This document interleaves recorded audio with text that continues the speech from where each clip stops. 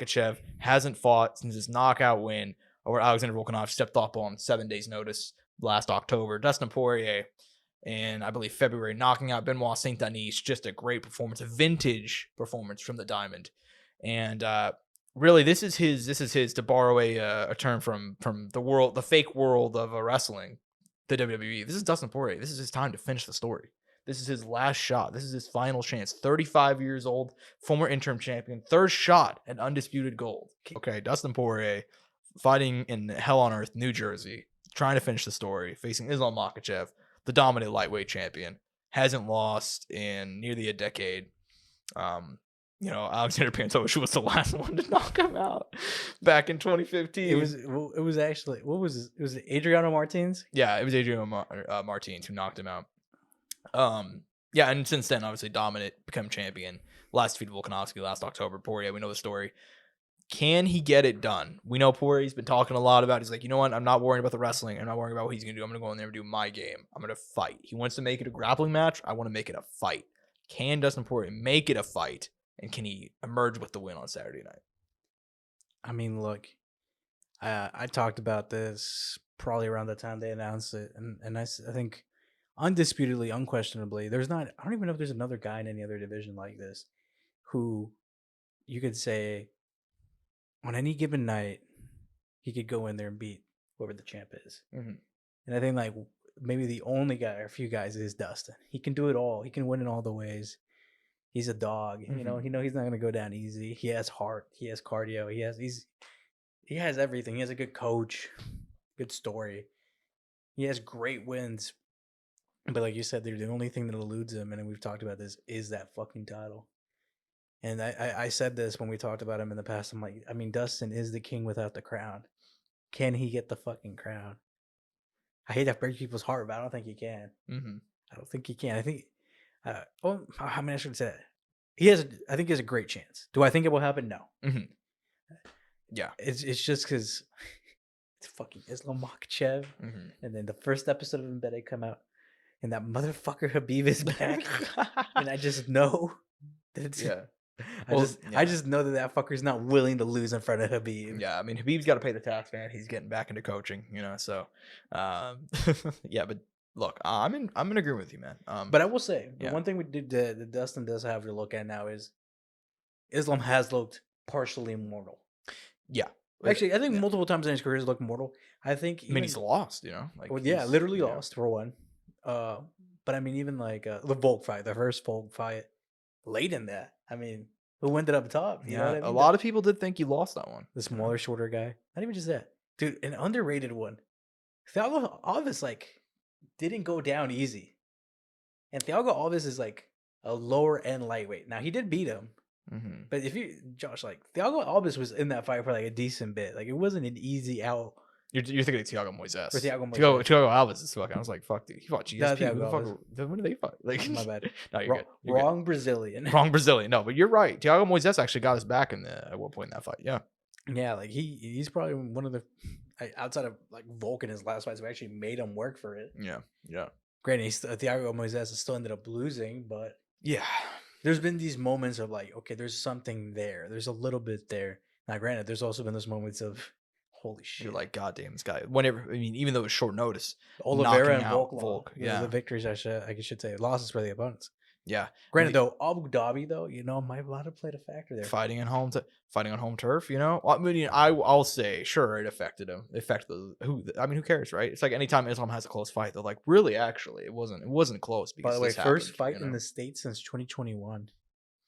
That's true. Yeah. Or 2022. February 2022 fought in... I didn't realize that Bobby Green one was in the States. He hasn't fought in front of a crowd in the States since 2018. Wow. So, fun fact for you, 6 years. So, I'm curious to see what his reception is going to be. I don't think it'll be a pro-Islam crowd. I think it will definitely be a pro-Dustin crowd. I agree with you. Because, dude, like I said, this is Dustin Poirier. He's one of the most beloved guys in MMA right now. And it's hard not to love him. He's got the good fight foundation. People want to see it happen. Yeah. I think that's the other big thing. Exactly. He's got the good fight foundation. He's a long-time guy. Motherfucker's been around since WEC. Actually, I have a great question. Yeah. What was the last time someone wanted, a group of, collectively as MMA fans, I'm not necessarily speaking for ourselves, I'm saying where, the fan base wanted the challenger to win. I can't recall one like man. to the extent that it will be with this. Like, can you recall a time in recent time? I don't know if there was a one. No, it's been a while since I've seen this many people on one guy's side. Like there are guys who like hate the champion. I guess Like, I guess O'Malley actually for Sterling. I was gonna say O'Malley, Sterling, because everybody hates I Aljo. would say more in most recent time, but even then, like Yeah. there's other things to that. Even then, people hated. A lot of people hated O'Malley too. It was Yeah, more like it was more like they just hated Aljo more. Right. Like, But the thing is, Aljo also. But the thing about that too, Josh, it was also in Aljo's hometown, so it's kind of like which makes it even sadder. Yeah. Yeah, no. Yeah. I don't know why everybody hates Aljo. You know, I'll never get it. But this is crazy though, that like the reception that the love that Dustin's getting and the support from not even just fans but like fighters, because I think fighters want to see Dustin win. Yeah, I agree. I think there's a lot of fighters that want to see Dustin win. Shit, I mean, dude, fucking one of the guys in the commentary is praying to God that Dustin wins at secret. You know he is. Yeah, you know he is. Even though he's cool with Islam and them, you know secretly he'd be way more happier for Dustin. Yeah. Than if Islam did. Because if Islam defended the title, he'd be like, okay, cool, whatever, right? Heartbroken, his buddy Dustin. But if Dustin won, he'd be significantly happier. Yeah, and look, dude, and if Islam wins, he's been very upfront about the fact that he's like, brother, they have to give me second chance at title. I've been dominating division. The whole thing. Like, sure, I haven't fought a single contender inside the top 15, but that's okay. Like, I mean, I guess he beat Oliveira. Yeah.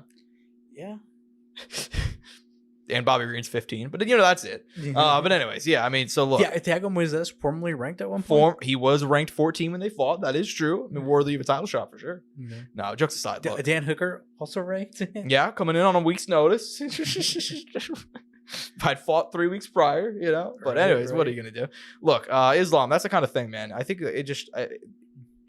he's as much as issue I take with like a lot of his rise. He's beating the guys the way he should. You know what I mean? Knocked out Volk who coming in on a week's notice. Hooker, who took the fight on a week's notice, choked him out. Not choked him out. Arm bars inside of a round. You know what I mean? Bobby Green TKO'd him inside of a round whenever he stepped up on 10 days notice. He's beating the guys the way he should. Dustin Poirier, man, would I love to see him win and complete his story and finally become undisputed lightweight champion? Hell yeah, brother. I mean, a guy that's been around for so long. He got the interim belt and he beat Holloway and it was a huge win. But look, he never had the undisputed title. You know what I mean? And that's something that's evaded him, and I don't think he's gonna get it here either. I think just stylistically, it's so much going against him. He just fought at 299. Makhachev's had a longer layoff. He knew that he was gonna be fighting at 302. By the way, if in the world where Dustin wins, for him to win, how do you think he has to win? Do you think it has to be on the feet, knockout finish? Do you think it has to be submission? No, I mean, or a hard fought 5-round fight out of Dustin? For his sake, I hope he doesn't pull the gilly. I could see there's a couple paths to victory. I think for Poirier, I think he could definitely tag him on the feet. I think he's going to tag him on the feet. I think especially if you look historically at what Makhachev's gotten caught with, he's gotten caught by a couple guys who can go with southpaw, a couple guys who can change stance and stuff like that. That's how Martins knocked him out. I believe they switched southpaw and hit him with like a left hook or something. Like, excuse me, Alexander Pantoja switched stances. No, but Pantoja could definitely switch stances. Yeah, jokes aside, I mean, Makhachev's been caught multiple times.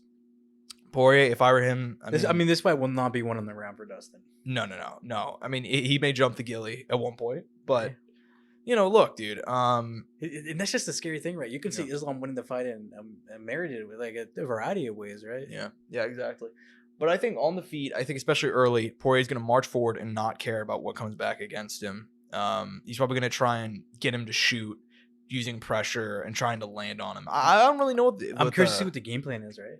Yeah, I mean, he said he's going to fight his fight, and I think that's the game plan. I think keep it on the feet, right? Counter wrestle. Yeah, the game plan: counter wrestle, keep it on the feet. And go out there and just try and throw bombs. Because I think Poirier is very well aware. And there's been a lot of people trying to hype up Makhachev's striking recently. Because he knocked out Volk with like a head kick. But it's like, dude, he's not a better striker than Dustin Poirier. We don't have to do this. Like you could argue definitely the wrestling plays a big role. And that helps elevate his striking. But we don't have to pretend that he's a better striker than Dustin Poirier. He's going to get tagged on the feet. However long they fight on the feet. It's a matter of can DP keep it there. And I don't think he'll be able to for 5 rounds. By the way, the saddest result for this fight would be Islam winning in the first round in any capacity. I agree. I want to see Dustin make him struggle. I want to see an actual fight. We want it to be competitive. We want it to be a hard fought fight for both guys. Yeah. That's what I want. I want it to be a fun fight. I think if Dustin Poirier, this is his final crack of gold, which it's going to be. He needs to go all out, right? He's gonna go out swinging. I think no matter what happens on Saturday, Dustin Poirier is gonna go for the fucking. He's gonna go out on fences. a shield. Yeah, I think no matter what happens, because he's aware that this is very likely going to be his final fight. He straight up said that. He's like, you know what? How confident are you in that though? Because do you think if he actually won the title, he'd actually retire? I don't. See, I don't think he would. I think if he loses, he's gonna retire. And he said before the Benoit fight, if I lose, I'm gonna retire. He said that for a couple fights now. I know, man. No Gaethje trilogy, bro. That's breaking my heart. I know. Don't Maybe go if they throw him breaking enough my money, heart. maybe they throw enough money at him, he'll do it. But And that'd be the last. yeah. But I think if he wins, he's gonna defend it because I think like, dude, How could you not, right? it'd be such a big pay bump too. Like it'd be tough for him to. But at the same time, like he's made so much money. Oh yeah. I mean, he's been one of their top draws now for years. You know what I mean? And the McGregor trilogy, granted not the first one, but this is the second. The next two were definitely pretty big. But look, I would love to see Dustin Poirier win. I just don't think it's gonna happen. I'm gonna go Islam Makhachev probably by 3rd round submission. Yeah. I like By the that. way, Islam Makhachev, in case you guys haven't paid attention to the betting odds, submission odds are actually surprisingly good on a betting site that we both use. Plus 100 for Islam by submission. I'm like, whoa, okay, I didn't expect that to be plus at all. Look, man, we also got another 5-round fight on Saturday. Sean Strickland, Tarzan, the former middleweight champion, the great Sean Strickland. Former neo-Nazi Sean Strickland. Jesus. Just keep on Christ, going. Josh. Just keep on going. Nazi. Oh, you're right. My bad. I can't say it. YouTube censors not going to say it. But anyway, so God Sean Strickland, man. Damn it, Josh. I know. Now they're gonna blacklist us. I know. Anyway, Sean Strickland taking on Paulo Costa. We know the story here. Lost very controversially to Dricus du Plessis in January. I thought it was 50-50, could have gone either way. He said he wasn't going to fight again after that one. He's like, I'm sitting out until I get a title shot. I guess the UFC gave him a lot of money. And he's like, all right, I'm fighting Paulo Costa. Sounds about right for Sean. Yeah, exactly. So Paulo Costa, lost 2 in a row. Still not 2 in a row, I believe, actually. Let me pull up his record. I know he beat Rockhold in August of 2022. And I think he's 1-1 in his last 2. yeah, he's 1-1 in his last 2. So he lost to Robert Whittaker in February. Before that, he beat Luke Rockhold. Before that, he lost 2 in a row. But kind of weird fights. That's crazy. It was a 2-year gap, dude. Holy shit. He's had a weird career since 2020. How old is he? Since COVID. How old is Paulo? He's early 30s. He's 33. Wow. Just turned 33 last month. Oh man. So definitely a fun fight. 5 rounds here. I'm very conflicted on this fight. What do you make of it? Well, I mean, how do you feel about this comment that I heard someone make? They said that Paulo in his last fight against Robert Whittaker was the best Paulo Costa they've seen. Would you agree or disagree with that? I would actually agree with that. Yes. Now, because he was a little measured. He was more measured. He rocked him at if there's a couple more seconds in that first round, yeah, who knows? Also, he was fighting Robert Whittaker, arguably still number 2 in the division. Yeah. I mean, I for sure. Yeah. His major losses are against the most recent reigning champions and dominant champion in Izzy, and then Dricus, who has seemingly risen out of nowhere. You know what's crazy? That Robert missed out and never got to fight Alex Perez at any point in time in that 185, or almost sniffed that fight. You know what I mean? Yeah, it's kind of weird to think. I mean, I remember at the time everybody's like, "There's no fucking way they're gonna give Pereira Whittaker because they want to keep Pereira's stock alive," And honestly, I believe that. I think Whittaker would have taken him down relatively easy and probably choked him out. Or I think early on in the run, yes. I think now it'd be more competitive. I think, but I think I picked Pereira now. Granted, it's 180. It beat 185, and that is a tough weight cut for him. And you saw how Izzy did knock him out in that one. Like it was that one, and he was. I'd still probably pick Whittaker to beat him, even if he fought a light heavyweight, just because at light heavyweight. Holy even at light heavyweight. Whoa, even at light heavyweight. Hot take here. I just don't. But I'm also I'm still a believer in Robert Whittaker. I think he got caught by Dricus. That's the reigning, defending light heavyweight champion of the world. Yeah, no, but still. Alex Poatan. I don't think it's that crazy of a take. I really don't think it's that crazy of a take. Whittaker's talked to him when we go up to light heavyweight anyway. He's a big guy, There's not that big of a size difference. I mean, there's a big. He's tall. But at the same time, I also think Whittaker is so much better in the grab. I mean, we've not seen anybody with a fraction of Whittaker's grappling face Pereira. I mean, we might soon. That's true. We'll see if Uncle Live ends up fighting him, but to reel it back in, Josh, reel it back in. Paulo Costa, I thought even though he lost to Whittaker, he looked very good. He's kind of weird. Even in defeat, I thought he looked pretty great. I thought he looked better in that fight than he did against Luke Rockhold whenever he beat him. Isn't that hilarious? He looked better in the fight that he lost. But Yeah. granted, it's also like who he was fighting, right? Yeah. He fought Luke Rockhold and beat Luke Rockhold, but in the way he beat Luke Rockhold, and he fought Whitaker, but in the way he lost to Whitaker and how he looked in that fight, right? That was a spirited Luke Rockhold too. Like he knew it was his last one in the UFC. Yeah, I mean, look, 5 rounds does kind of change my opinion on this fight a lot. I agree with you. Fully agree. I will say though, one thing for Sean is optics. They always bring it up, right? There are so many fights where you're like could argue for Sean and output, but the thing is, I feel like if Sean does lose this fight, it's gonna be because some rounds he might be putting it on Sean, or Sean might be putting it on Paulo. I mean, but Paulo is throwing back, but it's bigger reactions, Correct. bigger, impact, and that's what's gonna get the judges kind of swaying that way. Yeah, and that could and then inevitably lose Sean the fight. Granted, though, credit to Sean, he's become champion. He's gotten better. He's learned how to sit down in his power. Mm-hmm. But at the same time, it's like, I don't know. I'm curious to see how it's gonna work with. I mean, this stylistic matchup is it's fascinating to me because you have Sean who's so simple, basic, but so good with what he works and coming forward. But at the same time, you also have the guy in Paul who's such a physical presence. Like, will this be one of the guys like that Sean doesn't get to be allowed to do that too? But at the same time, he's faced Jared Cannonier, right? Who kind of also has that very strong, lot of power in the hands. Yeah. I don't know. And I'm curious, well, maybe Paul will try to take it down to the ground, maybe not. I'm curious to see if he kind of, like, what his game plan is. It's weird. I'm going to pick Paulo Costa, but solely on the fact that I think it will be one of those scenarios where I think Sean loses because it seems like he didn't have like those big impact shots. So even though you're picking Paulo, you're like, there's a very good chance that Sean will deserve the win, but Paulo will get the nod. I mean, something like that. Yes, and it's gonna be a close fight. It's gonna be a close fight, regardless. You know what I mean? They're gonna be hard rounds to score. You know what I mean? That's more or less what I'm trying to get at. Or like it's gonna be output, but damn, Paulo landed those big shots. You know what I mean? Yeah. Or he rocked them. Yeah. No, I see what you're saying. I mean, look, man, I'm conflicted about this one. I'm gonna go Sean Strickland. But it's 5 rounds, and 5 rounds does benefit Sean. That's my main reason. I think if it's 3-round fights, if it's a 3-round fight and I pick a Paulo Costa, it's a 5-round fight and I pick a Sean Strickland. Then yeah, I think 5 rounds. He's more accustomed to that. Even though he lost his last time out of Rodriguez, he has the 5-round gas tank. And Paulo Costa, from what we've seen, does not have a 5-round gas tank. In the few fights we've seen him that have been 5 rounds, which I believe it was just the Poirier fight, if I remember correctly. Granted, though, up a weight class. Because he didn't he didn't give a fuck about making weight. So I'm kind of curious, like, how's it gonna be this time around? It would definitely be different. But look, I think also we never know. Paulo might not need to get to the 5th round. That's true. Or Sean might not even get. He's got the power. I think Sean is going to go out there, but I just think it's bad combination. 5 rounds and Sean, who is a guy who does throw a lot. He puts the pressure on. Now, granted, you could argue that he's not going out there and, he's not swinging for the fences, really. He's kind of just jabbing away. But he's staying active. He's going to put the pressure on you. Paulo's going to swing big. I don't think he's going to, even if he does land, I don't think he'll be able to put out Sean, It'll be hard. It's going to be tough. I'm going to go Sean Strickland. Yeah, I mean, Sean is defensively sound. You're not wrong, but I also don't think like Rodriguez won that fight because he was able to take him down to the ground. He was able to mix. It's kind of funny. He was able to mix the martial arts, Angel. He was able to take him down. He was able to get in the clinch. I don't think Paulo's gonna do that. I don't think he's gonna shoot. Might have to fucking publicly execute. Right? You're gonna bring out the guillotine for me because I fucking made a terrible pun.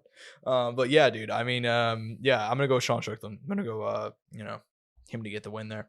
Yeah. No. Next up on the main card, dude. I mean, this one's not even. You don't think this is even going to be competitive? I agree with you. Kevin Holland needs one. He needs one. It is short notice. There could be. I mean, that could be a factor. Yeah. But at the same time, I'm like, dude, he's also fighting Michel Oleksiejczuk, who's been like struggling himself. Yeah. How is Michel Oleksiejczuk in his last few fights? Yeah, I mean, we know the story with Holland. He's lost 2 in a row. He needs a 1, including that Michael Page fight, which got annihilated.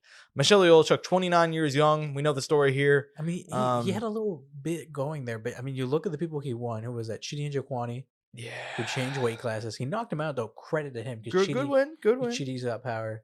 Knocked out Cody Brundage, who, But I mean, Cody Brundage, Sam Alvey. At the same time, we love Sam. But you look at the losses, though. Michel Pereira, Cal Baralho, Dustin Jacoby. I mean, ranked Jimmy fighters. Cruz, OSP. I mean, his best win was probably a young Khalil Roundtree that was overturned after he failed a drug test. Maybe Shamil. Yeah. Yeah, I mean his resume is not good. I mean he's a fun guy. I like ELYXR. He's a fun guy. He's a fun guy, but he hasn't been able to break through against those top No. end talent in MMA. And I don't think that's gonna change here. No, I think this yeah. this be a big upset. I think. Yeah, I agree with you. I think it's a showcase fight for Kevin Holland for good reason. I think he's gonna go out there and put him. I think he's gonna put him down inside one actually. And